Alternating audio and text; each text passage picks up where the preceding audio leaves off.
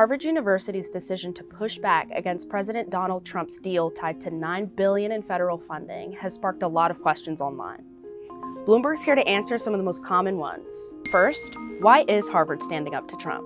The federal government has frozen over $2 billion in Harvard's federal funding after the school refused Trump's demand to crack down on protests, change admissions and hiring policies, and allow government audits. Harvard wants to retain its autonomy. It's a private institution, and essentially the school is arguing that the federal government is overreaching. Second, why does Harvard get federal funding, and how much does it get? The US government has been sending money to universities like Harvard for nearly a century in order to fund research and innovation that boost the nation's economy. Now these institutions depend on that funding to keep the work going.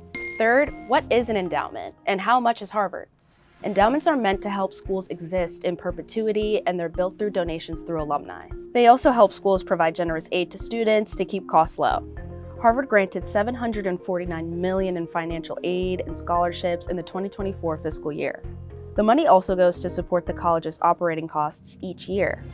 Much of that money is restricted and can only be used for certain purposes, like scholarships and professorships, so that limits the school's ability to lean on the funding. Backed by its $53 billion endowment and influential alumni, Harvard is now at a crossroads: cut a deal or take the fight to court.